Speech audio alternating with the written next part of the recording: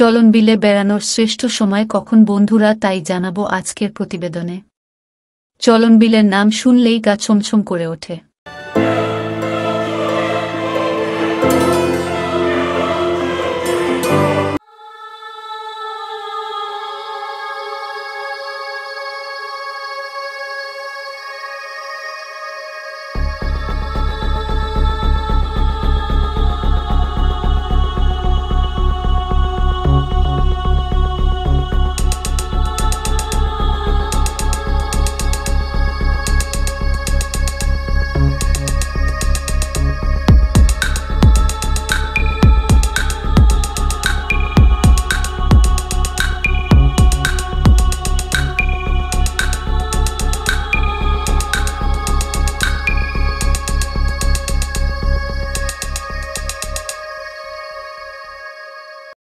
থুই থুই জ্বলে উথাল পাতাল ঢেউ, দিগন্ত ছোঁয়া জলরাশির বিস্তৃতি মনে তৈরি করে অজানা ভীতি।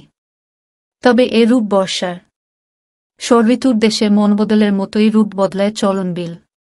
রূপবদলের এই বৈচিত্র্যের শরতের চলনবিল যেন আলাদা এক ভালো লাগা। দিগন্ত জোড়া সবুজের মধ্যে হঠাৎ জলের ধারা।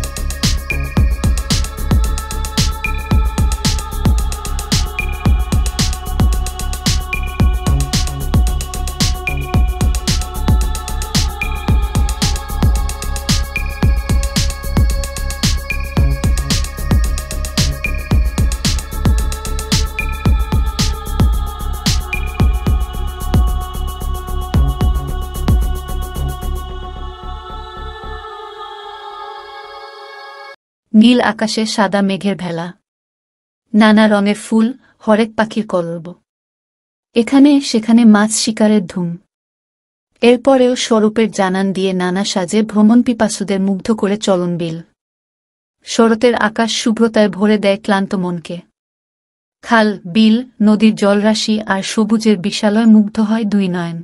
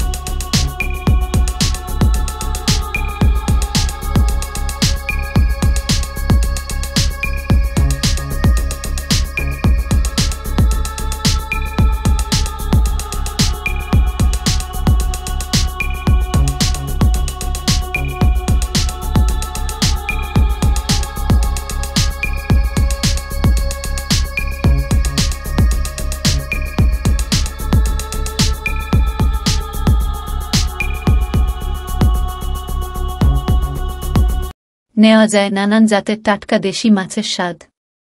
পাখির কলরব শান্ত করে হৃদয়। দেশি প্রজাতির নানান মাছে ভরপুর ছিল চলনবিল।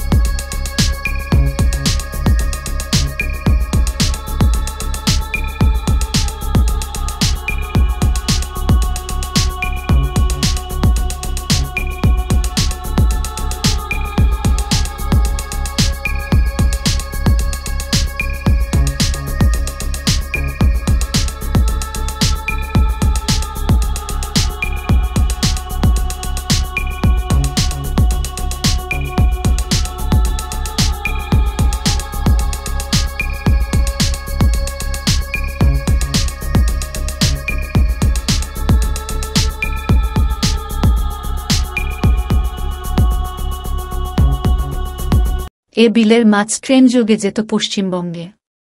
সেখানকার বুনিয়াদরা চলন বিলের মাছ দিয়ে ভোজে মাখতেন। এখন তেমনটি না থাকলে বহু প্রজাতির দেশি মাছে দেখা মিলবে বিলে। চলন বিলের কি দেখবেন? বিশাল বিল, জলরাশি, সবুজ ধান ক্ষেত, ফুল, পাখির পাশাপাশি চলন বিলে বেড়াতে গেলে পরিচয় হবে কিছু দর্শনীয় স্থানের সঙ্গে।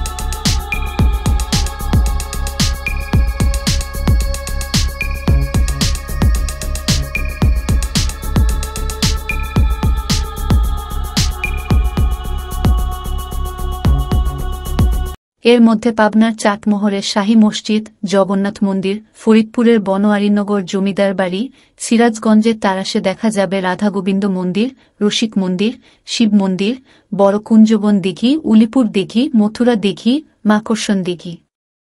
তারাশের কাছে পিঠে বিনসারা গ্রাম।